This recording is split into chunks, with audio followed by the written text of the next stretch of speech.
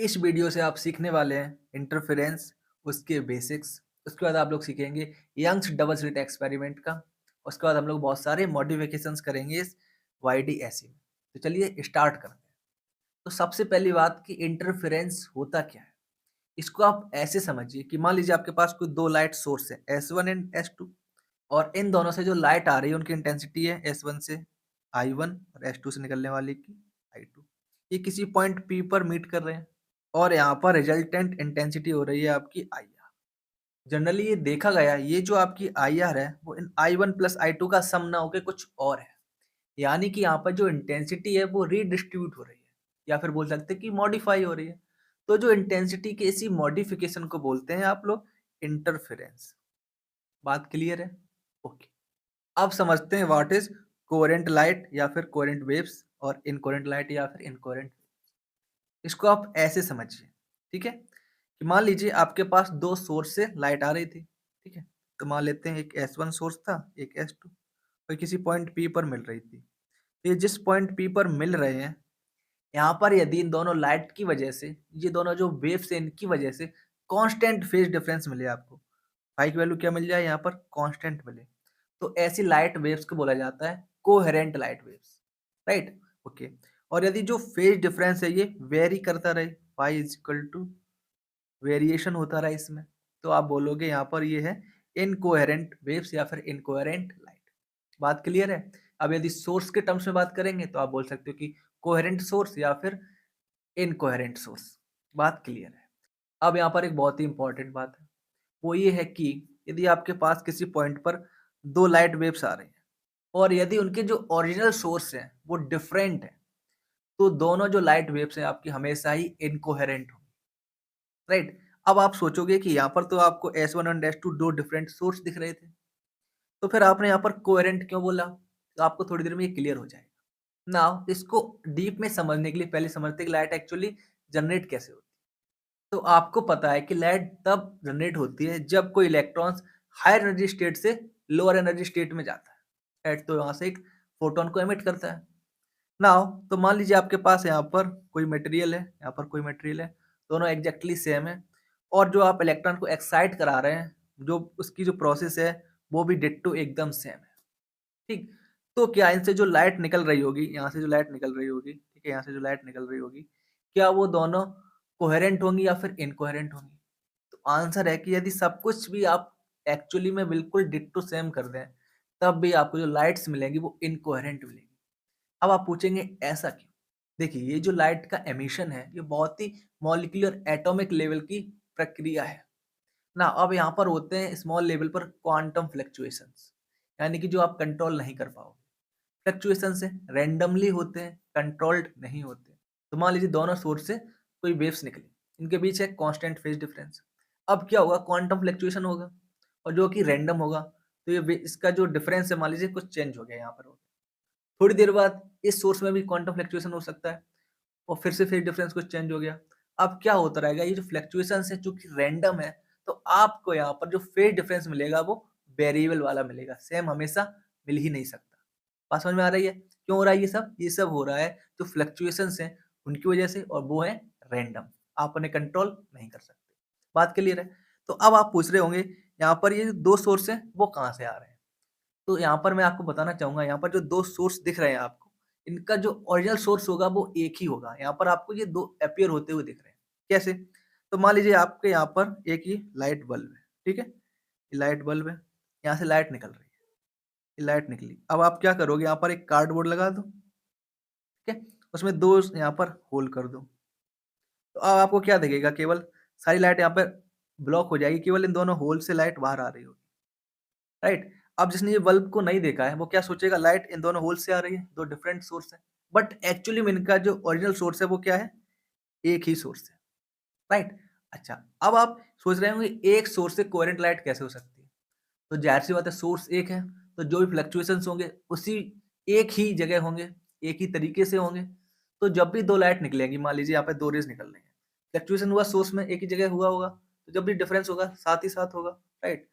तो हो क्या रहा होगा, जो डिफरेंस आएगा हमेशा वो भी सेम ही होगा, राइट। इसको आप यहाँ पर ऐसे देखिए, तो जब लाइट यहाँ पर देखिए, एक ही तरीके से निकल रही थी, यानी कि एक ही सोर्स से निकली।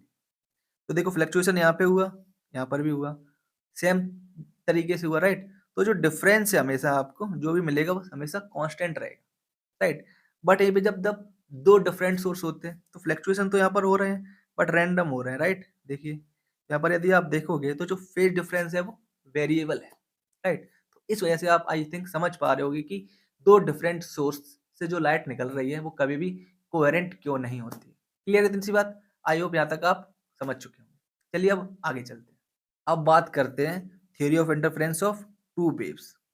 नाउ यदि आप रिकॉल कर पाएँ, आपने क्लास 11th में पढ़ा होगा कि वेव्स को कैसे लिखते हैं। तो आपको याद हो वेव्स को लिखते थे कुछ ऐसे y is equal to a, फिर आता था साइन या कॉस, तो मान लेते हैं हमने यहाँ पर साइन लिखा हुआ है। फिर आता था आपका ओमेगा टी प्लस या माइनस के एक्स होता था, प्लस कोई एक फेज होता था फाई। इस बात आपको शायद आप रिकॉल कर पा रहे हो तो याद आ रही होगी। नाउ ध्यान दीजिए, हमारे पास यहाँ पर क्या है? हमारे पास यहाँ पर 2 वेव्स आएँगी ऐसे, किसी एक पॉइंट पर मीट करेंगी, तभी तो इंटरफेरेंस होगा, राइट? नाउ तो यहाँ पर देखिए जो पॉइंट है वो सेम होगा। नाउ यदि आप यहाँ पर जो वेव इक्वेशन है यहाँ पर देखें, जो एक्स है वो पोज़ीशन दिखा रहा है। अब 2 वेव एक ही पॉइंट पे जाके मीट कर रही होंगी, तो उन दोनों के लिए एक्स की वैल्यू सेम हो जाएगी। नाउ ये एक्स की वैल्यू कुछ भी हो सकती है। तो हमें यदि यहाँ पर अपनी कैलकुलेशन को पहले सिंप्लीफाई रख करना है, तो आप क्या कर सकते हो? उस एक्स को 0 मान सकते हो। क्योंकि जैसे लाइट वेव किसी और पॉइंट पर मीट कर रही होंगी, वैसे आप ओरिजिन पे भी करवा सकते हो, राइट? तो एक्स को हमने यहाँ पर क्या किया हुआ है? 0 माना हुआ है, राइट? तो इससे क्या है कि आपकी जो इक्वेशन है थोड़ी-सी सिंपलर हो गई है। नाउ दूसरी बात है यहाँ पर देखो फाई है, तो हम मान सकते हैं कि एक में फाई 1 होगा, एक में फाई 2 होगा। तो कुछ डिफरेंस आ रहा है। तो यदि इस डिफरेंस को हम लोग और सिंप्लीफाई करना चाहें तो हम लोग क्या लिख सकते हैं? एक का फाई फाई और दूसरे का 0, राइट? तो इन्हीं बातों को ध्यान में रखते हुए आप देखोगे कि आपके पास है 2 वेव इक्वेशन, राइट? कौन-सी? y1 is equal to a1 sin omega t, दूसरी हो जाएगी आपकी a2 sin omega t minus phi. बात क्लियर है यहाँ पर? नाउ अब हमें यहाँ पर इनको एक पॉइंट पे मीट कराना है। तो जो रिजल्टेंट वेव बनेगी उसकी इक्वेशन क्या हो जाएगी? इन दोनों का सम, राइट? यहाँ पर आपको दिख रहा है। नाउ आपको यहाँ पर y is equal to y1 plus y2 की वैल्यू को पुट करना है, ठीक है? अब यहाँ पर थोड़ी-सी मैथमेटिक्स आपको आनी चाहिए, मेनली ट्रिग्नोमेट्री। तो यहाँ पर देखिए sin theta 1 minus sin theta 2 जो फ़ॉर्मूला है आपको यूज़ करना होगा, तो उससे आपको ये इक्वेशन मिलेगी। नाउ अब यहाँ पर यदि आप ध्यान दो, ठीक है? तो आपके पास टर्म्स आ रहे हैं, एक तो sin ओमेगा t का यानी कि ओमेगा t वाले टर्म्स और एक cos फाई वाले टर्म या फिर sin फाई वाले टर्म, यानी कि एक में होगा ओमेगा t और एक में होगा फाई। तो आपको क्या करना है? ओमेगा t एक तरफ लिख लेना है, बाकी सारे टर्म्स एक तरफ, ठीक है? तो देखिए यहाँ पर sin ओमेगा t वाला टर्म और ये cos ओमेगा t वाला टर्म और बाकी टर्म यहाँ पर फाई या फिर कोई कांस्टेंट। नाउ हमारा जो एफर्ट है, हम ये चाहते हैं जो हमारी रिजल्टेंट इक्वेशन आए ना, वो कुछ ये जो आपका a sin omega t plus minus कुछ ऐसे कुछ करके आ जाए, राइट? इस फॉर्म में आए। तो इसके लिए हमें क्या करना होगा? एक सिंपल तरीका है। ये जो साइन के साथ आ रहा है, ठीक है? ये a1 plus a2 cos phi, इसको हमने मान लिया है कुछ r cos थीटा, और ये जो आ रहा है cos ओमेगा t के साथ यानी कि a2 sin फाई, इसको माना हमने r sin थीटा। तो जैसे ही आप यहाँ पर r cos थीटा और r sin थीटा को पुट करते तो आपको ये वाली इक्वेशन मिल जाती है। अगेन यहाँ पे r कॉमन है और आपको दिख रहा है देखो cos theta sin omega t minus sin theta cos omega t। तो ये फिर से sin theta 1 minus sin theta 2 का एक्सपेंशन है। इसको आप शॉर्ट फॉर्म में लिख सकते हैं कैसे? sin omega t minus theta. बात क्लियर है? और r आपका आ गया बाहर। नाउ यहाँ पर आप बहुत ही आसानी से r और थीटा की वैल्यू को फाइंड आउट कर सकते हैं। वो कैसे? देखिए यहाँ पर आपके पास है r cos theta, r sin theta. आपको पता है sin square theta plus cos square theta की वैल्यू क्या होती है 1। तो आप क्या कीजिए, इन दोनों का स्क्वायर करके ऐड कर दीजिए। तो आपको एक तरफ मिल जाएगा r स्क्वायर, क्योंकि cos square theta plus sin square theta की वैल्यू हो चुकी है 1। दूसरी तरफ ये जो आपको वैल्यू थी ना a1 plus a2 cos phi इसका whole square plus a2 sin phi इसका होल स्क्वायर, इसको जब आप सॉल्व करोगे तो आपको इस यहाँ पर r square equal to a1 square plus a2 square plus 2a1 a2 cos phi मिल जाएगा। यहाँ तक क्लियर है? और यदि आप यहाँ पर r sin थीटा को डिवाइड कर दें r cos थीटा से, तो आपको मिल जाएगा यहाँ पर tan थीटा, इसकी वैल्यू यहाँ पर आपको दिख रही हो। नाउ आई होप यहाँ तक आपको क्लियर होगा। तो ये तो था काफ़ी सिंपलिस्टिक तरीका। नाउ यदि इस यहाँ पर इस सिचुएशन में जो आपकी वेव्स है, ठीक है? इसमें थोड़ा-सा मॉडिफिकेशन किया जाए। आपसे बोल दिया जाए कि यहाँ पर ये जो दिखा है ना y1 की वैल्यू क्या है आपकी? अब की बार a1 sin omega t plus कुछ मान लेते हैं c1 है, ठीक है? और दूसरी तरफ यहाँ पर आपको दिख रहा है क्या? a2 sin omega T plus C2 है। तो अब आप क्या करोगे? तो ज़ाहिर-सी बात है, कोई दिक्कत नहीं, हमें क्या करना है, इस तरीके से हमें इसको चेंज कर लेना है। हम क्या करेंगे यहाँ पर देखो, इस C2 को ध्यान से देखिए, इसको हम लोग क्या लिख सकते हैं यहाँ पर देखो, इस वाले टर्म को ध्यान से देखो, इसको हम लोग लिख सकते हैं omega T plus C1 minus C1 plus C2। अब जो हमारा फेज डिफरेंस है वो हो जाएगा, आपको ध्यान से देखने पर आपको मिलेगा देखो C2 माइनस C1। तो अब पूरी कैलकुलेशन में आपको क्या करना होगा, फाई की जगह आपका आ जाएगा यहाँ पर जो आपकी पुरानी कैलकुलेशन थी उसकी जगह फाई इक्वल टू आ जाएगा C2 माइनस C1, ठीक है, और सेम पूरा आ जाएगा। और जो ओमेगा टी के साथ अब आपके एक टर्म एक्स्ट्रा मिल जाएगा, वो हो जाएगा ओमेगा टी प्लस C1, ठीक है। यहाँ पर आपको क्या मिल रहा होगा यदि आप ऐसा करते, R sine omega T plus C1 minus theta 2, I mean minus theta, ठीक है। और थीटा की वैल्यू आप वैसे ही निकालोगे जैसे आप लोग यहाँ पर पहले निकाल चुके। इतना चेंज होगा। आई होप इतना क्लियर होगा। नाउ ये तो थी कैलकुलेशन वाली बात। अब यहाँ पर जो मीनिंगफुल बात है उसको समझते हैं। यदि आप यहाँ पर ध्यान दो तो जो आर की कैलकुलेशन है यहाँ पर देखो a1 स्क्वायर आ रहा है प्लस a2 स्क्वायर आ रहा है plus 2a1 a2 cos phi आ रहा है। यानी इस cos फाई पर आर की वैल्यू डिपेंडेंट है। आर क्या है आपका एम्पलीट्यूड, यानी कि जो फेज डिफरेंस है यदि चेंज हो जाए तो आर की वैल्यू भी चेंज होनी चाहिए।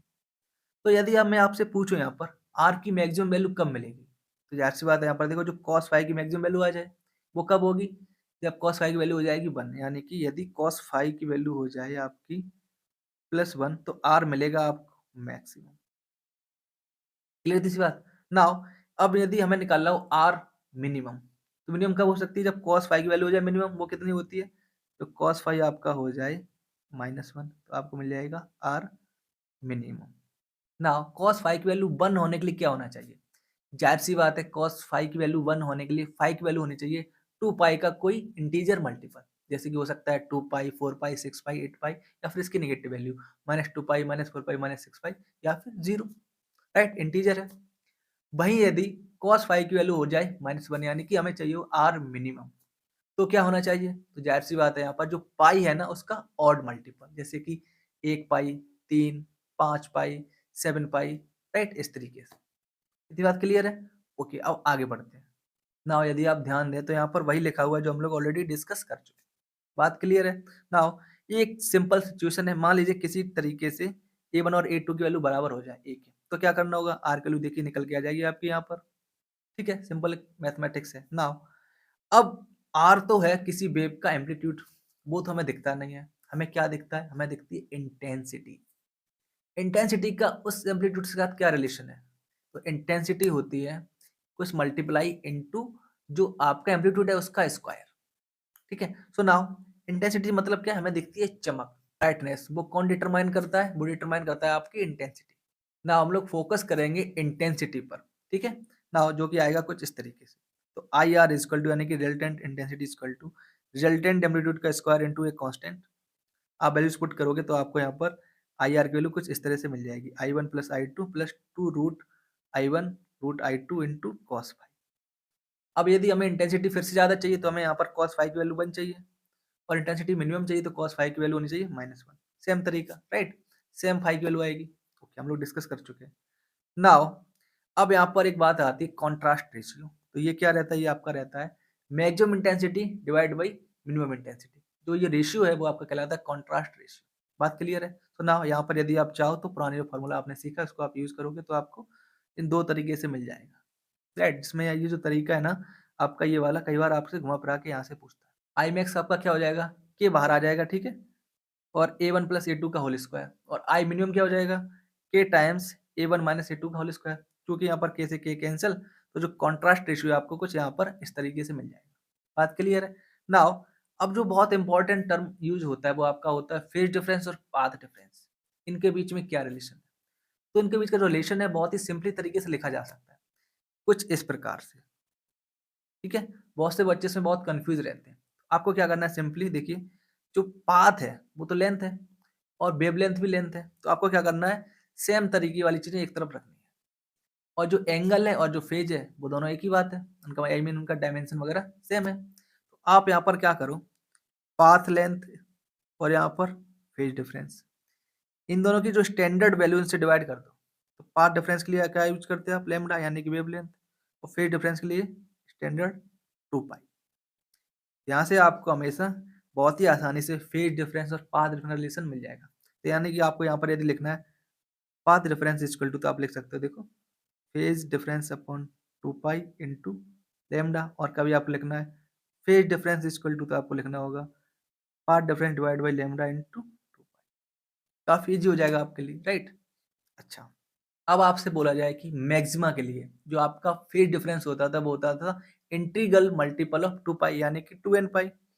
तो इसके करस्पॉन्डिंग पाथ डिफरेंस क्या होगा? तो ज़ाहिर-सी बात है इस फॉर्मूले में आप पुट करोगे तो आपको बहुत ही आसानी से क्या मिल जाएगा?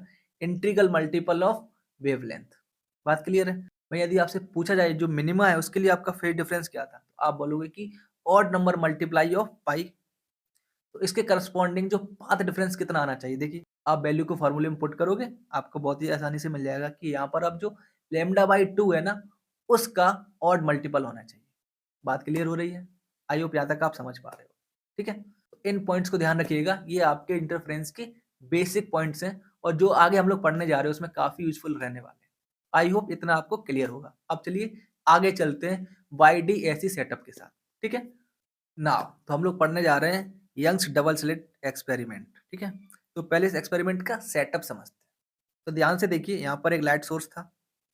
इस लाइट सोर्स को देखो यहाँ पर एक छोटे लाइट सोर्स में कन्वर्ट किया गया। कार्डबोर्ड लगा दिया और उसमें से होल कर दिया। इसके बाद यहाँ पर एक और कार्डबोर्ड लगाया और यहाँ पर 2 होल किए। ठीक है? इनको बोल रहे हैं स्लिट। ठीक है? जिस वजह से यहाँ पर आपको देखिए कुछ पैटर्न दिख रहा है। ठीक है? यहाँ पर क्या है? यहाँ पर लाइट इंटेंसिटी ज़्यादा है और जहाँ ब्लैक दिख रहा है वहाँ पर इंटेंसिटी कम है। तो आप देख पा रहे हो कि इंटेंसिटी डिफर हो गई है। ठीक है? हर एक पॉइंट पे सेम नहीं है I1 प्लस I2 जो कि हम लोग ऑलरेडी डिस्कस कर चुके हैं। इंटेंसिटी क्या हो जाती है?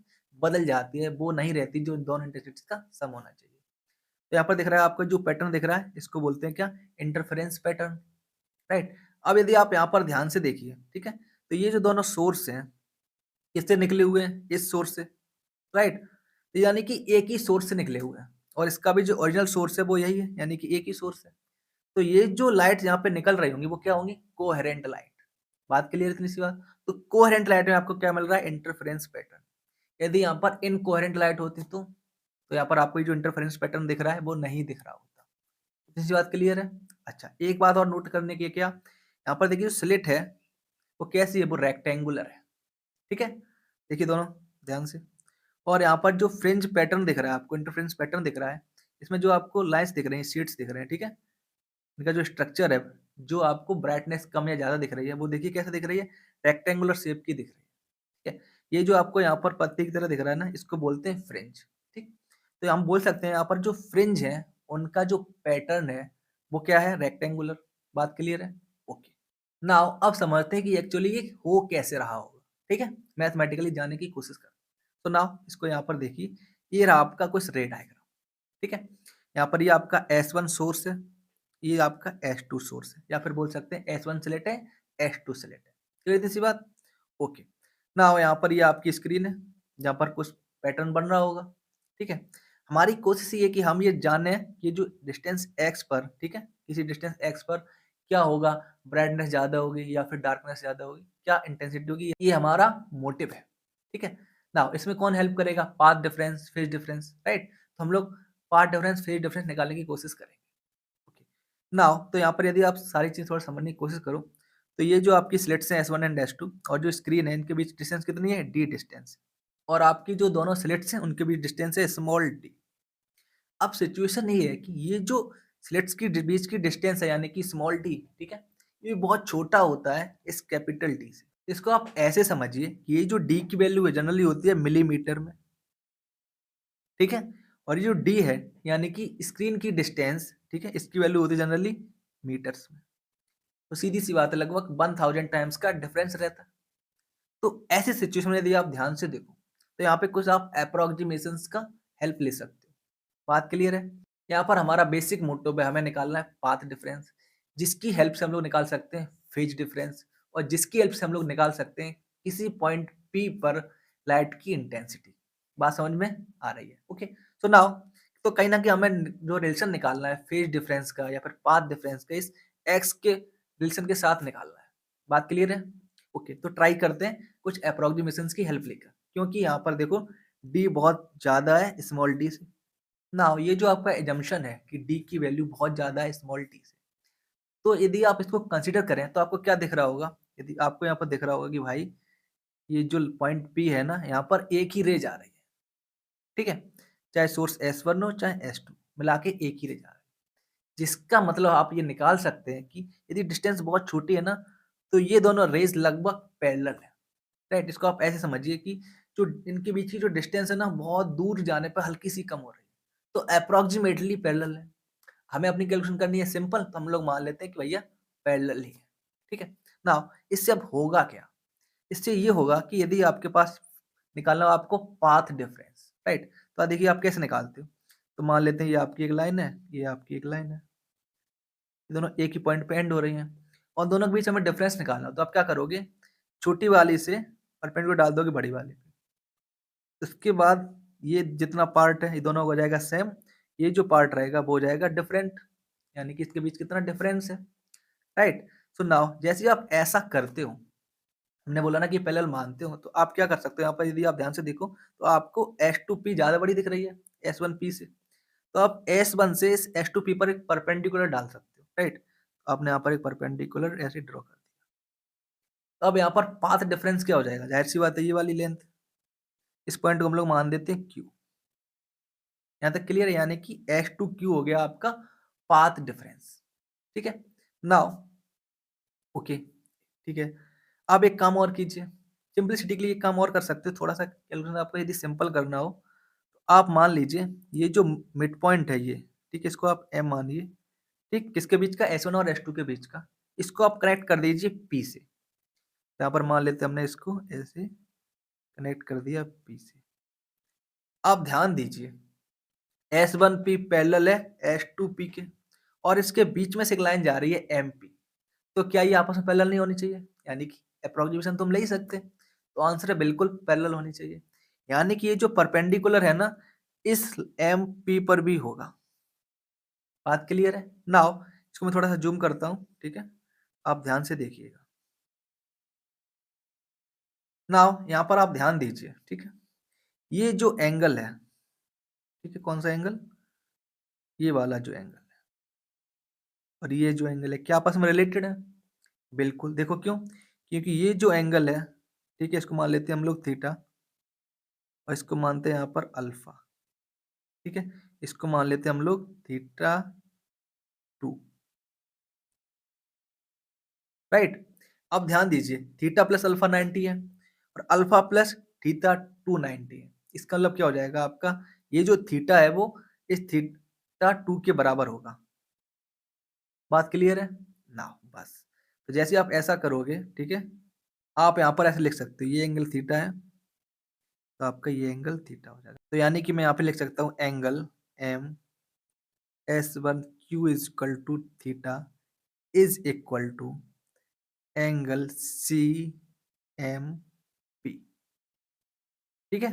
इतनी बात क्लियर है? नाउ अब यहाँ पर एक एजम्पशन और है, क्या? क्योंकि डिस्टेंस बहुत ज़्यादा है, ठीक है? और x की वैल्यू भी बहुत ज़्यादा है नहीं, छोटी है। तो जो आपका थीटा है ये बहुत छोटा होगा। बात क्लियर है? ओके। नाउ अब यदि आप ध्यान दो तो हमारा जो पाथ डिफरेंस है वो कितना है? वो है आपका path difference is equal to S2Q, right? अब इस S2Q की क्या वैल्यू हो जाएगी? ध्यान से देखिए, d sin थीटा क्या हो जाएगी? d sin theta. अब हमने बोला कि भाई साहब आपका थीटा बहुत छोटा है, तो क्या होगा? जो sin थीटा किसके बराबर लिख सकते हो हम? tan थीटा के बराबर, यानी कि इसको हम लोग अप्रोक्सीमेट कर सकते हैं d tan थीटा। अब tan थीटा में क्यों किया? क्योंकि हमें x और d के टर्म से अपना रिलेशन चाहिए। अब देखो tan थीटा बराबर क्या होगा? परपेंडिकुलर अपॉन बेस, यानी कि x अपॉन d। इसको आप लोग लिख सकते हो फिर ऐसे, इज इक्वल टू डेल्टा, यानी कि path difference is equal to d x upon d। हमें यही रिलेशन चाहिए था, ठीक है? बात समझ में आ रहा है? यानी कि पाथ डिफरेंस बराबर आ गया आपका d into x upon capital D। यहाँ पर स्मॉल d है दोनों स्लिट्स के बीच की डिफरेंस, ठीक है? और d है आपका स्लिट से आपकी स्क्रीन की डिस्टेंस। बात क्लियर है?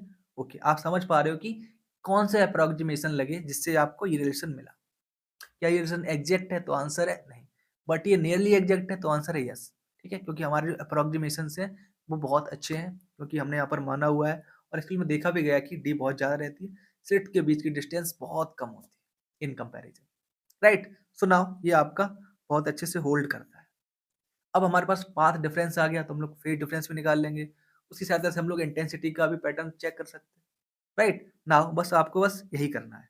देखिए, तो जैसे ही आपके पास यहाँ पर आ गया ये रिलेशन, ठीक है, रिलेशन किस चीज का है, सीधी सी बात है, ये हमारा दिख रहा है यहाँ पर पाथ डिफरेंस।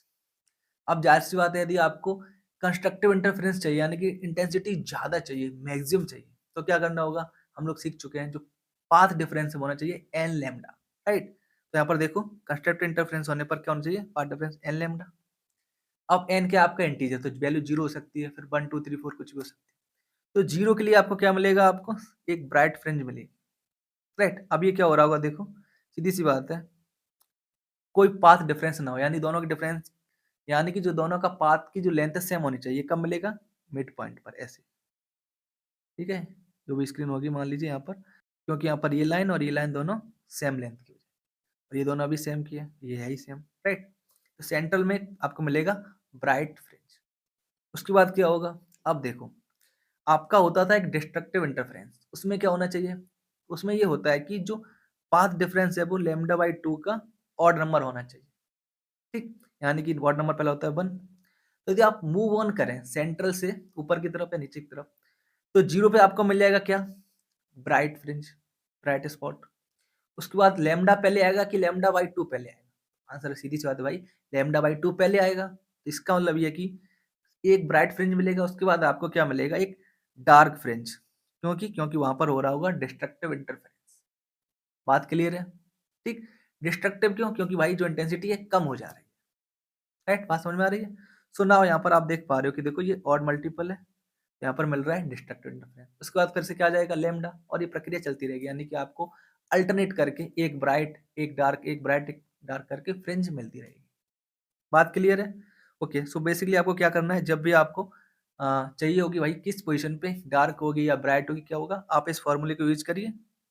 ठीक है, और यहाँ पर पाथ डिफरेंस की वैल्यू आप पुट कर सकते हो, तो आपको यहाँ पर एक्स की जगह फ्रिंज ब्राइट होगी या डार्क होगी आपको पता चल जाएगा। नाउ अभी जो आपकी फ्रिंज है ब्राइट डार्क, तो यहाँ पर क्या किया गया, तो मान लेते हैं किसी दो ब्राइट के बीच या फिर किसी दो डार्क के बीच क्या डिफरेंस है, ठीक, इनके बीच कितनी डिस्टेंस है, तो इसको बोलते हैं फ्रिंज विड्थ।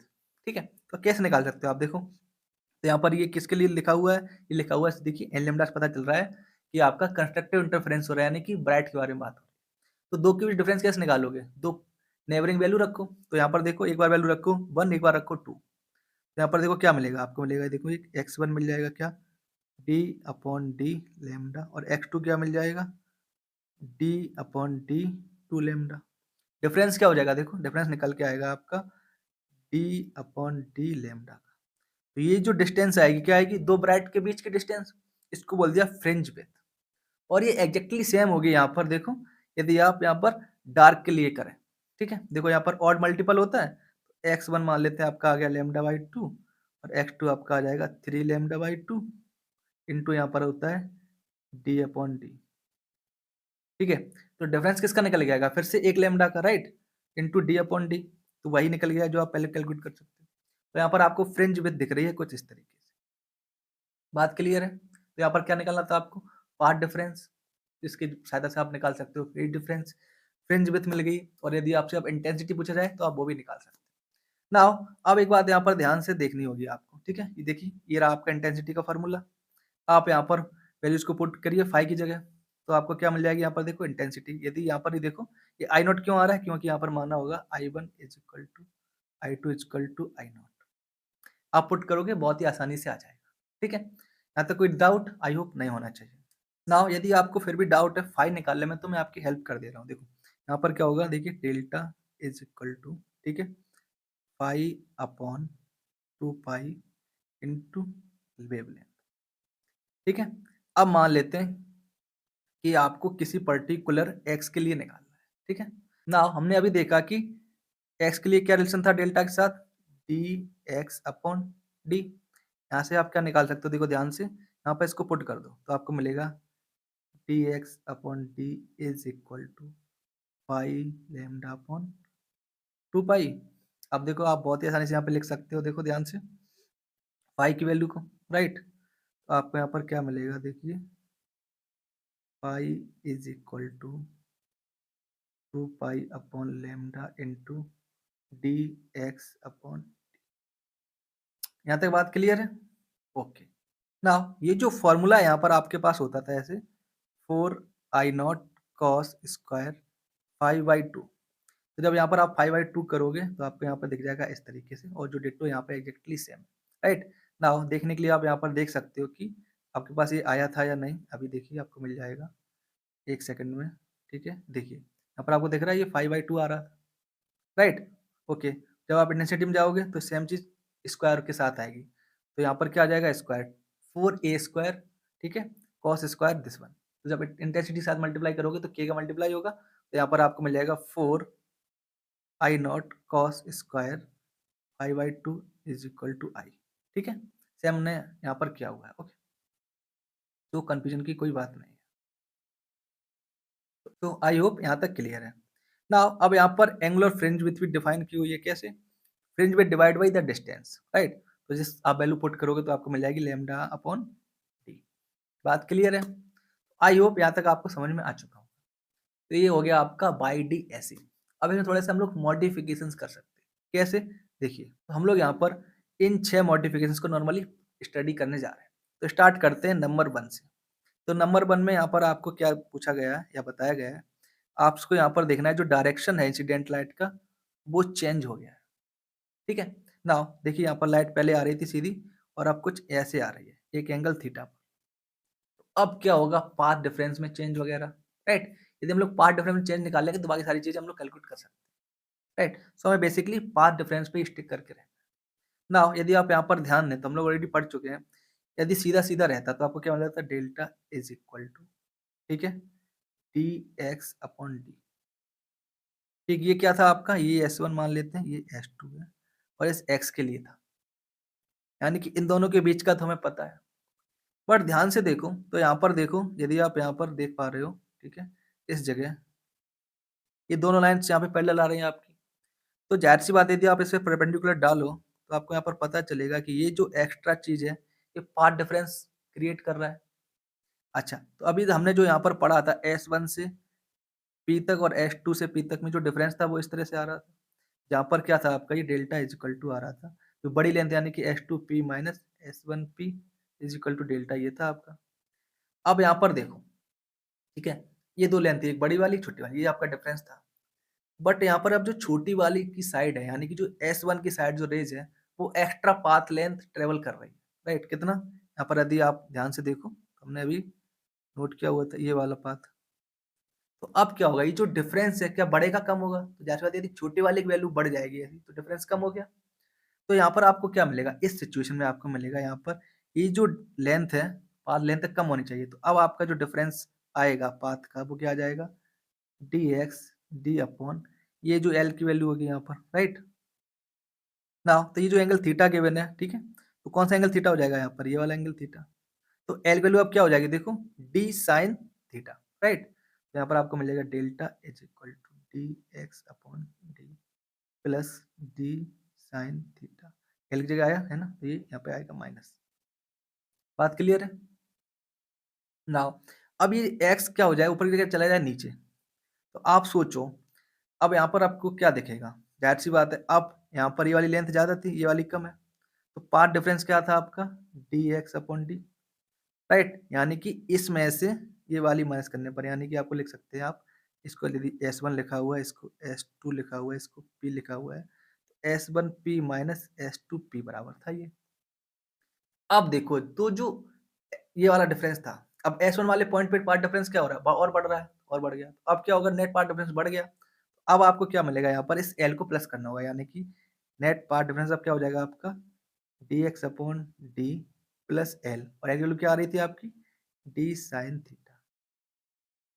आई होप इतना आप समझ गए, बस इसमें इतना ही था चेंज करने, क्लियर सी बात, ओके।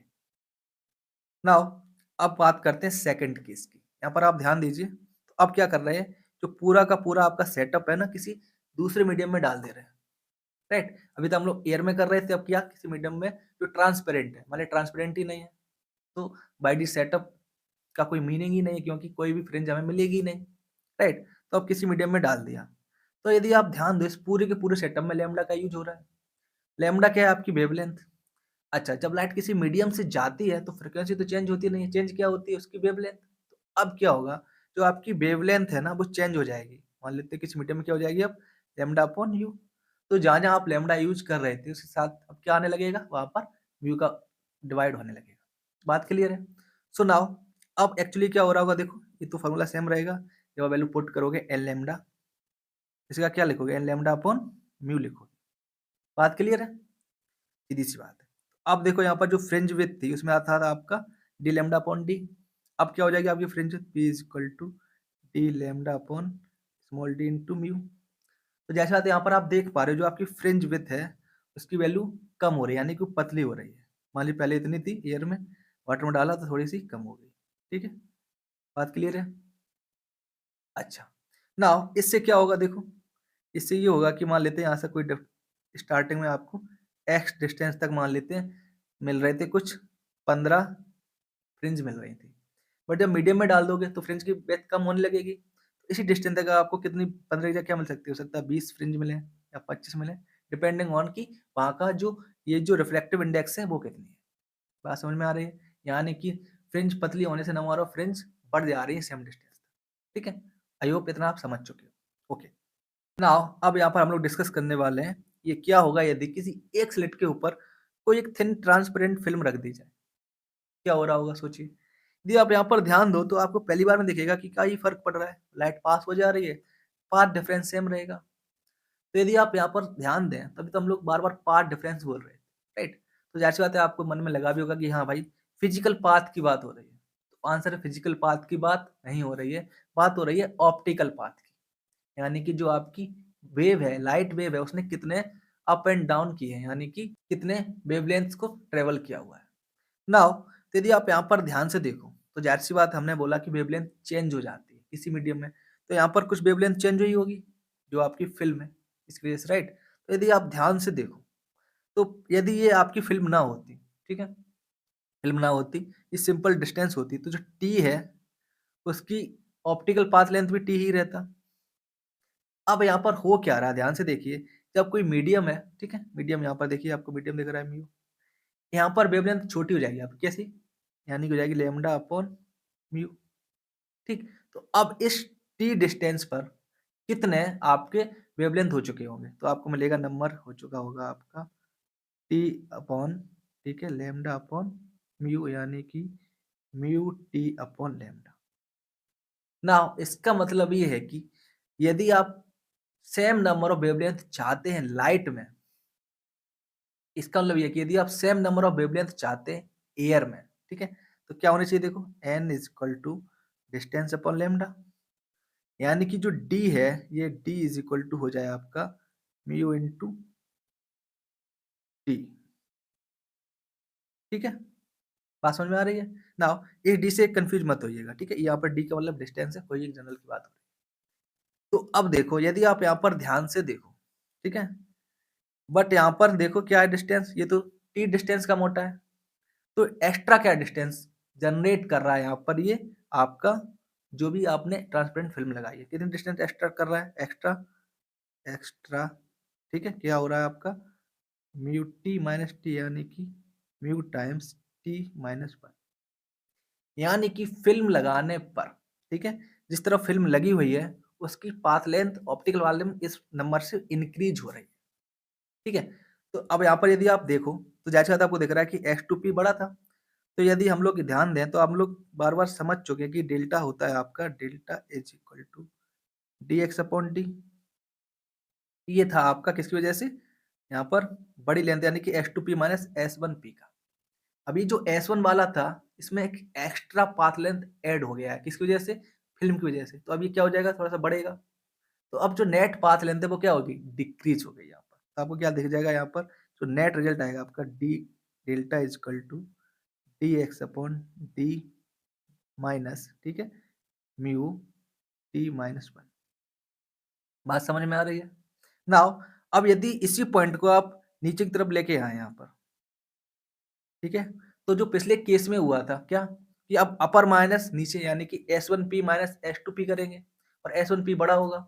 अब बड़े में अब और डिस्टेंस ऐड हो रही है, राइट? तो अब ये जो अभी यहाँ पर ये जो माइनस साइन आया है यहाँ पर, इसी का क्या आ जाएगा? Plus sign. बात क्लियर है? ना ये तो थी जब हमारे पास थी एक फिल्म। क्या हो जाए यदि आप लगा दें दो फिल्म, राइट? तो ये आप देख ही चुके हैं यहाँ पर कि मान लेते हैं पहले ही ये वाली फिल्म नहीं है, तो आप क्या लिखोगे? Path length delta is equal to D X upon D minus, ठीक है, mu one T one minus one. अब हमको पता है कि जो फिल्म है ना वो एक्स्ट्रा पाथ लेंथ को ऐड कर रही है। हम यहाँ पर घटा रहे हैं S2 माइनस S1 से। देखिए जब कोई भी फिल्म नहीं थी तो क्या डिफरेंस था? मान लेते हैं ऐसे, ये S2 वाला, ये S1 वाला। S1 पे फिल्म लगी, फिर डिफरेंस कुछ कम हो गया, ठीक। अब S2 पे फिल्म लगी तो ये फिर से बढ़ेगा ऊपर, फिर से पार्ट डिफरेंस बढ़ गया। यानी कि आप यहाँ पे आप क्या करना होगा? आपको कुछ एडिशन करना होगा। किस चीज का? सेम इसी तरह के नंबर का, राइट? यानी कि यहाँ पे लिखोगे mu two T two minus one, right? जब ये ऊपर है, अब इसको पलट के नीचे ले आओ किसी जगह यहाँ पर कहीं, तो अब क्या होगा? ये वाला जो माइनस है ये हो जाएगा प्लस, प्लस वाला हो जाएगा माइनस, ठीक है? थोड़ा ध्यान दीजिएगा, आपको समझ में आ जाएगा। ओके, नाउ अब और आगे चलते हैं। नाउ यदि आप यहाँ पर ध्यान दें तो आपको काफी डिफरेंट दिख रहा होगा। देखिए एक ही स्लेट है और यहाँ पर एक मिरर लगा हुआ है। अब एक्चुअली हो क्या रहा है? देखिए ये जो आपकी स्क्रीन है, ठीक है, ये आपकी जो स्क्रीन है, यहाँ पर एक लाइट तो जा रही होगी इस सोर्स से डायरेक्टली, जैसे मान लेते हैं ये वाली, ठीक है। दूसरी लाइट रे एक जा रही होगी यहाँ पर, जो आप देखोगे इससे टकराने के बाद, ठीक है। बात समझ में आ रही है? यानी कि एक स्लिट से डायरेक्ट गई स्क्रीन पर और एक मिरर से टकराई फिर पहुंची। तो आपको इस तरह से दो वेव्स मिलेगी, फिर वहां पर इंटरफेरेंस वगैरह पैटर्न आपको देखने को मिलेगा। तो बेसिकली आप क्या कर रहे हो? यहाँ पर इस मिरर की सहायता से दो रेज क्रिएट कर रहे हो। अब जो यहाँ पर पैटर्न बन रहा होगा उसे क्या पता भाई, रेज एक सोर्स से आई है, दो से आई है, कैसे ही हो, आपने किसी तरीके से एक सोर्स से दो सोर्स क्रिएट कर लिए, राइट? जैसे हमने पहले भी देखा था। नाउ तो अब यहाँ पर क्या हो रहा होगा? ध्यान से देखिए। तो यदि आप यहाँ पर ट्रायंगुलर सिमेट्री लगाओ, ठीक है, और I equal to are are होता है, तो यहाँ पर आपको क्या दिखेगा? देखिए ये जो थीटा है, ठीक है, इसे आप डिवाइड करो थोड़ा सा, और ये जो थीटा है सेम आएगा। लॉज ऑफ रिफ्लेक्शन है, क्योंकि आई इक्वल टू आर होता है, तो this I is equal to this R होगा, तो ये दोनों बचे वाले एंगल्स भी सेम हो जाएंगे, राइट? अब इस जो यहाँ पर ये जो रेट टकरा रही है इसको, तो क्या दिखेगा? ये कहाँ से आ रही होगी? यदि सोर्स यहाँ से, इसको हम लोग x2 वर्चुअल सोर्स मान लेते हैं ना। यदि आप यहाँ पर ध्यान दो, ठीक है, तो क्या होगा? ये जो एंगल है, ठीक है, ये एंगल सेम, ये दोनों एंगल सेम है, ये दोनों, तो ये एंगल भी उतना ही आएगा ना। अब देखो यहाँ से, ये लेंथ सेम है दो ट्राइंगल्स में, एंगल्स ये दोनों सेम है, ये दोनों एंगल 90 डिग्री है, तो ये वाला एंगल भी सेम हो जाएगा, तो दोनों ट्राइंगल हो जाएंगे कॉन्ग्रुएंट। तो ये जो डिस्टेंस जितनी मिलेगी h, ठीक है, ये डिस्टेंस भी कितनी हो जाएगी? h। यानी कि अब S1 से S2 के बीच में कितनी डिस्टेंस हो जाएगी? 2h, ठीक है, कितनी हो जाएगी आपकी? 2 इंटू एच। एक बात रखनी है, एक बात। अब एक बात आपको और याद रखनी है। क्या याद रखनी है? कि जब भी लाइट रिफ्लेक्ट होती है, यदि आप रिकॉल कर पाए क्लास 11th में, अभी हम लोग वहां पहुंचेंगे, जब भी लाइट या कोई वेव रिफ्लेक्ट होती है, ठीक है, मान लेते हैं ये मीडियम है जहां से रिफ्लेक्ट होती है, ये इसकी म्यू वन है, ये इसका है म्यू टू। मान लेते हैं यदि आपका म्यू टू ज्यादा है म्यू वन से, तो जब लाइट रिफ्लेक्ट होगी तो उसमें एक एडिशन हो जाएगा पाथ लेंथ का या पाथ डिफरेंस का, कितना? Lambda by two, half wavelength, ठीक। और जब ऐसा हो जाए कि मान लेते हैं आपका म्यू वन ज्यादा था म्यू वन टू से, तो जब रिफ्लेक्ट होगी तो कोई भी पाथ लेंथ एक्स्ट्रा ऐड नहीं होगी। इसको आप कैसे समझोगे? इसको आप इसको ऐसे समझिए, ठीक है, कि यहाँ पर यदि आप याद कर पा रहे हो, ठीक है, हम लोग क्या करते थे, यदि आप क्लास 11th को रिकॉल कर पाओ, तो मान लेते हैं आपके पास ये एक वॉल है, ठीक है, और ये आपके पास ये स्ट्रिंग थी, आपने इस स्ट्रिंग को इस बॉल में इस पॉइंट पर फिक्स कर दिया। दूसरा केस आपके पास ऐसा है, ये आपका कोई रॉड है, रॉड में एक आपने रिंग डाली हुई है और रिंग से एक स्ट्रिंग यहाँ पर ऐसे आपने पकड़ी, ठीक है, दो तरीके, ये आपकी रॉड थी। अब ये जो रिंग है ये मूवेबल है, ठीक है। अब क्या होगा देखो, हम लोग ध्यान से समझते हैं। यदि आप इस स्ट्रिंग को, इस वाला जो एंड है इसको ऊपर करके नीचे कर दो, ठीक है? यानी कि आप इसको ऐसे इम्पल्स दे दो, तो ये ऐसे जाएगा यहाँ से, तो जब रिफ्लेक्ट होके आता है तो कैसे आएगा? इस तरीके से। तो आप देख पा रहे हो कि आधा वेव का डिफरेंस हो गया, राइट? क्यों हो रहा है देखो यहाँ पर, यदि आप रिकॉल कर पाओ तो ये जो पॉइंट होगा यहाँ पर लास्ट में, ठीक है? इस पॉइंट दीवार पे लगाएगा अपवार्ड फोर्स, दीवार इस रस्सी पे इस यहाँ पर लगाएगी डाउनवर्ड फोर्स, तो यहाँ पर इस तरह से चला जाएगा, ठीक? आपको क्या मिल गया देखो, एक्स्ट्रा पाथ मिल गया λ/2 का। कब? जब फिक्स है। फिक्स होने का मतलब आप बोल सकते हो कि यहाँ पर ये ऐसे काम कर रहा है जैसे यहाँ पर दूसरे की μ2 ज़्यादा हो, ठीक है? नाउ अब ये सिचुएशन दूसरी देखते हैं। यहाँ पर जब आप ऐसे करके एक इम्पल्स दे दोगे इसको, ये आगे चलती चली जाएगी। जब ये लास्ट में पहुँचेगी तो क्या करेगी? इस रिंग को ऊपर लेके चली जाएगी, ठीक है? और फिर रिंग बाद में फिर से नीचे आएगी। तो आपको जो वापसी में भी मिलेगा ना, वो इसी तरह का पैटर्न वापस मिलेगा, यानी जैसे गया था वैसे मिला। कोई भी यहाँ पर एक्स्ट्रा पाथ इंट्रोड्यूस होगा ही नहीं, राइट? तो ये किस तरह की कंडीशन है? यहाँ पर आपका μ1 ज़्यादा है यहाँ पर μ2 से। बात क्लियर है? सो नाउ अब आपको यहाँ पर याद रखना है क्या? अब यदि सिचुएशन आपकी ये थी कि इस सेटअप में, ठीक है? ये आपकी यहाँ पर एयर थी और जो मिरर है वो ग्लास का होगा और ग्लास की रिफ्रैक्टिव इंडेक्स ज़्यादा होगी। इस कंडीशन में क्या होगा? आपका एक एक्स्ट्रा पाथ लेंथ ऐड हो जाएगा, किसमें? इस S2 वाले में, राइट? तो आप देखो यहाँ पर क्या दिखेगा आपको, क्योंकि हम लोग ऊपर की तरफ निकाल रहे हैं तो आपका जो डिफरेंस होता था क्या होता था? S2P माइनस S1P, और S2 की वैल्यू अब और बढ़ गई है। नाउ अब आपका जो डिफरेंस है इंक्रीज हो जाएगा, किसे? यहाँ पर आप देख सकते हो इस तरीके से, ठीक है? नाउ अब यही ऐसा हो जाए कि यहाँ पर मान लीजिए कुछ आपने अपने मटेरियल भरा हुआ है, किसी फ्लूइड में डिप है, और वहाँ पर कुछ सिचुएशन ऐसी है कि ये जो मिरर है उसका रिफ्रैक्टिव इंडेक्स कम हो जा रहा है। तो उस सिचुएशन में ये आपको जो λ/2 है यहाँ पर नहीं दिखेगा। इस बात को आपको याद रखना है, ठीक है? कॉन्सेप्चुअल चीज़ है, कभी हो सकता है सिर्फ इतना ही पूछ लिया आपसे, ओके? आई होप यहाँ तक आपको क्लियर होगा, ओके? अब आगे बढ़ते हैं। नाउ क्या होगा, अभी तक हम लोग एक लैम्ब्डा की बात कर रहे थे, यानी कि एक पर्टिकुलर वेवलेंथ की, यानी कि एक पर्टिकुलर कोई कलर की लाइट होगी, पर्टिकुलर फ्रीक्वेंसी की लाइट होगी। अब क्या करें कि एक की जगह ना बहुत सारा मिक्सचर सेंड कर दें। जैसे कि हम लोग यहाँ पर क्या कर रहे हैं, व्हाइट लाइट, उसमें क्या होगा, इस 7 प्रकार के आपको मिलते हैं कलर्स, राइट? विजिबल जो होते हैं। और यहाँ पर यदि आप ध्यान से देखो तो ये जो वेवगिवर लिखा हुआ है ना, यहाँ पर रेड की वेवलेंथ सबसे ज़्यादा है, वी की सबसे कम है, ठीक है? यानी वायलेट की सबसे कम है, तो और इस ऑर्डर में इंक्रीज हो रही है। अब यहाँ पे कुछ इंटरेस्टिंग होने वाला है, ठीक है? ध्यान दीजिएगा, ध्यान क्या दोगे आप, कि जो कंस्ट्रक्टिव इंटरफेरेंस होता था वो होता था आपका एन लैम्डा पे, और जो डिस्ट्रक्टिव होता था वो क्या होता था? 2n माइनस 1 लैम्डा पे, ठीक है? λ/2 पे, यानी कि odd multiple of half wavelength, और ये होता था आपका नेचुरल नंबर से मल्टीप्लाई करना है आपको फुल वेवलेंथ के साथ। बात क्लियर है? अच्छा, स्टार्टिंग में क्या मिलता था देखो, कोई पार्ट डिफरेंस नहीं होता था सेंटर पे, तो यहाँ पे मिलता था आपको ब्राइट स्पॉट। तो ज़ाहिर-सी बात है जितनी सारी की सारी लाइट्स हैं, सबका सब वहाँ पे कंस्ट्रक्टिव इंटरफेरेंस करेंगी, तो यहाँ पर आपको ब्राइट स्पॉट दिखेगा। व्हाइट लाइट थी तो यहाँ पर व्हाइट कलर का ही दिखेगा। यहाँ तक क्लियर है। अब जैसे हम लोग ऊपर जाएँगे तो क्या हो रहा होगा सोचिए?